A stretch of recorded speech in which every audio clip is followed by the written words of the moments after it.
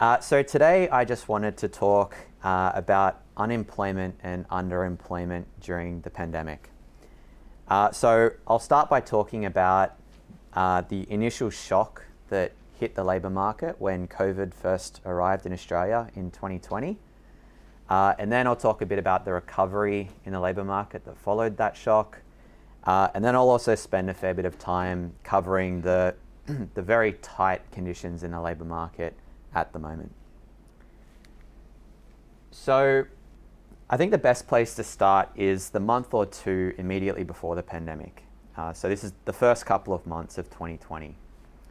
So back then the unemployment rate was 5.25%, and it had been hovering around that level for about a year and a half. And our forecast at the time was for the unemployment to pretty much remain at that level for the next year or so before gradually declining over the forecast horizon. And we also hadn't really seen much progress in lowering the underemployment rate either. It had been tracking along at around 8.5% for a couple of years. And at the time, there was a widespread recognition that there was a degree of spare capacity in the labour market. So we weren't yet in a position where labour was fully employed. And that was quite evident when you looked at data on wage growth, which was quite subdued, and also when you looked at data on inflation, which was tracking along beneath the RBA's 2 to 3% target range. But then, kind of jump forward a month or two, we experienced an outbreak of COVID-19 infections, which in combination with the lockdowns and all the other public health interventions that came along with that was a massive shock to the labour market, the likes of which we hadn't seen in at least a century during the Spanish flu. And this was a very uncertain time. I'm sure you all remember the images of long queues outside of Centrelink offices. And so in the lead up to our May 2020 Statement of Monetary Policy, we were sitting around putting together our forecasts for the next couple of years, and the situation is looking very grim, as you can see on this graph. Our central forecast was for the unemployment rate to peak at 10% before declining to around 6.5% by the middle of 2022. And a really key concern for policymakers during this period was that the labour market was going to be scarred by this experience. So by scarring, what I mean is that if someone is out of work for an extended period of time, their skills can erode, their experience can become less relevant, they can lose their professional networks and just generally become less attractive to employers. And so there was a real worry that this short-term shock to the labour market was going to have long-term implications. But as it turned out, things played out very differently to what we were expecting. Rather than peaking at 10%, the unemployment rate peaked at 7%. But the more remarkable thing is just how far and how fast the unemployment rate fell subsequent to that. To the extent that we now have an unemployment rate with a 3 in front of it for the first time since the mid-1970s. And this was an outcome that has exceeded what we were expecting even in our upside scenarios that we were presenting in our Statement of Monetary Policy. So there are a few reasons why the unemployment rate recovered much faster than we were expecting. So one of those reasons is that health outcomes turned out better than we expected.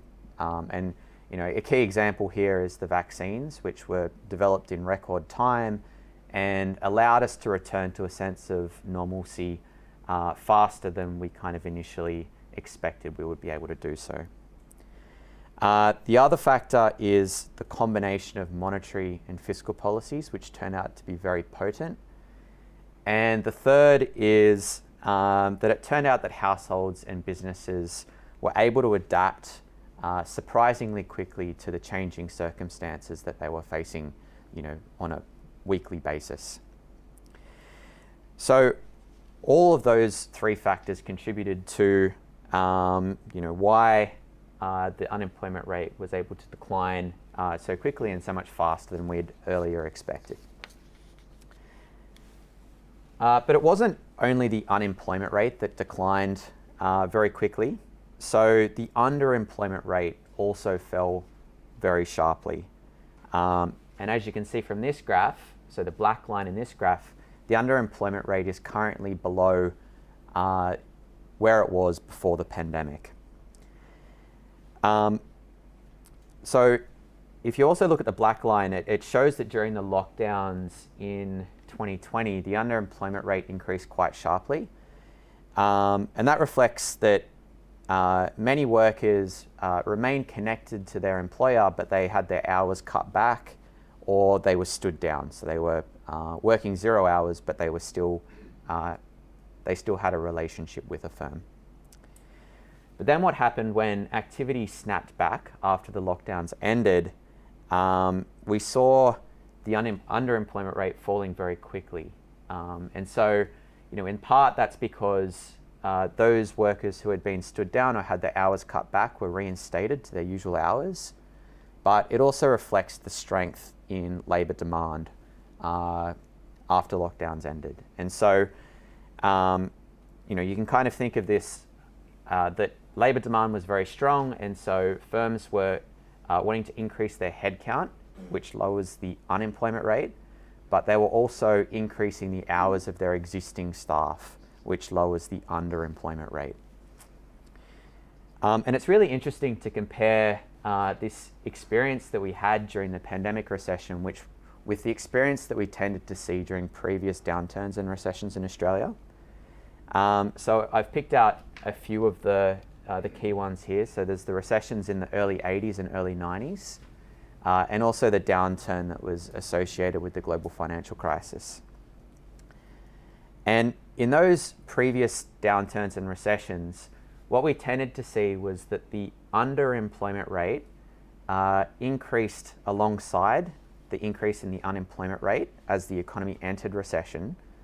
But then when things started to turn around, we saw the underemployment rate recover much more slowly than the unemployment rate. Whereas if you look at the COVID recession, it's actually the opposite is true. We've seen the underemployment rate recover much faster than the unemployment rate. And to a large extent, that reflects the unique nature of the pandemic recession. The fact that supply side restrictions have played a very important role, and the very large monetary and fiscal stimulus as well that was put into place. Okay, so another unique feature of the pandemic has been the way that it's affected women differently to men. So this graph here is an attempt to make that clear. So this graph shows you what happened to the overall employment of men and women in previous recessions in Australia. So this is kind of giving you a sense of what tended to happen in the past. And you can see that in each of those earlier recessions, male employment fell by much more than female employment. And it also recovered more slowly. And to a large extent, that's because men were more likely to work in those industries that were hit particularly hard by those recessions. So, the classic example here is the manufacturing sector. But what you can see is that the pandemic recession was very different. So during the initial lockdown in 2020, we saw that women were more likely to lose work than men. And the main reason for that, this time around, was that the pandemic had a particularly large effect on those jobs that women are more likely to hold. So casual jobs and jobs in hospitality and the arts and recreation sector. And of course, on top of that, you had school shut down and children learning from home. And the evidence suggests that mothers disproportionately gave up paid work in order to, in response to all the additional things that needed to be done in the home environment. And as you can see from this graph, we also saw similar dynamics during the Delta lockdowns in 2021. But you can also see that when the lockdowns came to an end, female employment rebounded relatively quickly. So the final data point on this graph, which is for May 2022, shows that overall, over the course of the pandemic, employment has grown more for women than it has for men. And this relative strength in female employment relative to male employment is partly due to the very robust growth that we've seen in certain sectors that employ a very large share of females. So in particular, the healthcare sector and the social assistance sector. Now, you might look at this graph and think that this relatively strong growth in the employment of women means that the unemployment rate of women must have fallen by more than it has for men over the course of the pandemic. But that's not quite right. So it actually turns out that the unemployment rates of men and women have actually declined by a fairly similar amount. And instead, what we've seen is that the labour force participation rate of women has increased quite strongly. So the labour force participation rate of women has increased by around about a percentage point since February 2020, and it's now at a record high level. Whereas for men, it's only slightly above where it was before the pandemic. Now, the other noteworthy thing from this graph, which shows data back to the early 1980s, is that you can see that the recent increase in female labour force participation is really continuing on from a longer run upward trend in the share of females who are participating in the labour market. And there are lots of contributors to this. So, changing social norms, rising educational attainment of women relative to men, increasing flexibility of working arrangements, and increases in the pension age of women relative to men.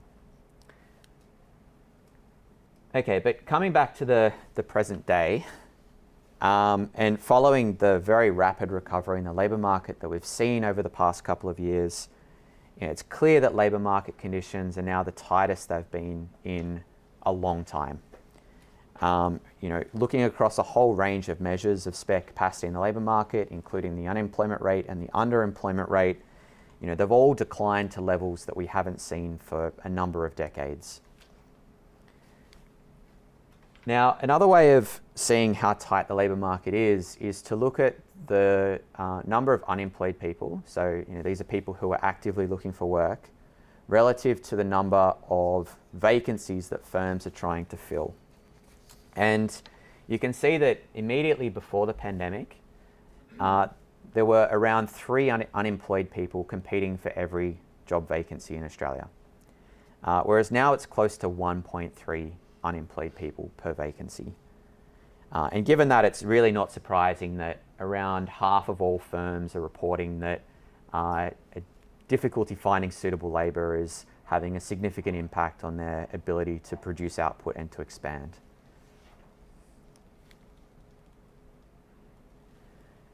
Okay, so another way of cutting the data to see how tight the labour market is at the moment is to divide the population of unemployed people up into groups based on how long they've been looking for work. So on this graph, short term means that the person has been looking for work for less than a month. Medium term means they've been looking for work for between 1 month and a year, and long term means that they've been looking for work for more than a year. And what we've seen is that the largest fall in unemployment has been within the group of people who we would classify as medium-term unemployed. And that's important because previous research at the bank and elsewhere has found that it's this group that's most representative of cyclical unemployment, so of spare capacity in the labour market. And for that reason, it's the most relevant group for thinking about the implications for wage growth and for inflation. And so this graph is just another illustration that the very strong demand for labour has led to a very tight labour market. The other notable thing on this graph is the long-term unemployed group. And this group gives us at least a sense of what's happening to structural unemployment. And the fact that this series has been trending down is reassuring, because if the pandemic had a scarring effect on the labour market, as I kind of talked a bit about earlier, then you would expect this series to likely be moving in the opposite direction. We would expect long-term unemployment to be increasing or at least holding a high level. Okay, so I have one final graph, and I've been told that a very common question that our PAE representatives often get from teachers relates to the idea that you won't be classified as being unemployed provided that you work at least 1 hour per week. And I think the question is often framed as, well, if you only work 1 hour per week, then surely the underemployment rate or some broader measure of underutilization will give you a much better read on the amount of spare capacity in the labour market than the unemployment rate. So I just wanted to make a few quick points on this. So firstly, yes, it's true that people who work 1 hour per week are classified as employed rather than unemployed. That's the way that's the way the ABS define those concepts in Australia, and it's the way that most other countries also define them. But it's also important to note that in the scheme of things, a relatively small share of Australians actually work 1 hour per week. So on average in 2020, there were around 15,000 Australians who were working 1 hour per week, which you can see is the red bar on this graph. But if you compare that to the total number of people who are unemployed, you see that it's actually a relatively small group. So whether you classify these single-hour workers as employed or unemployed, really has a trivial effect on the level of the unemployment rate, and it has an even smaller effect on changes in the unemployment rate over time. So small that you wouldn't even see it with the naked eye. It's also worth noting that when you kind of look at the characteristics of these people that work 1 or 2 hours per week, you find that the vast majority are actually happy with the hours that they have. So only around a quarter of them actually want to work more than 1 hour per week. So a very small fraction of them are actually underemployed, only around 25%. So this issue about single-hour workers turns out is not actually that important for thinking about the relative merits of using the unemployment rate or the underemployment rate as a measure of spare capacity. But of course, that's not to say that the broader question of whether we should be looking at the unemployment rate or the underemployment rate as a measure of spare capacity, that's still an important question to ask. Now, throughout history, it's tended to be the unemployment rate that has been the key focus of policymakers when assessing spare capacity. But there's growing evidence that the underemployment rate has increased in importance as a measure of spare capacity. And it provides a very important complement to the unemployment rate. And that's really not surprising given that underemployed workers are clearly a source of potential labour supply that can be called upon when the demand for labour increases. But thinking through exactly what that means for spare capacity is not always straightforward, and it's still an active area of research.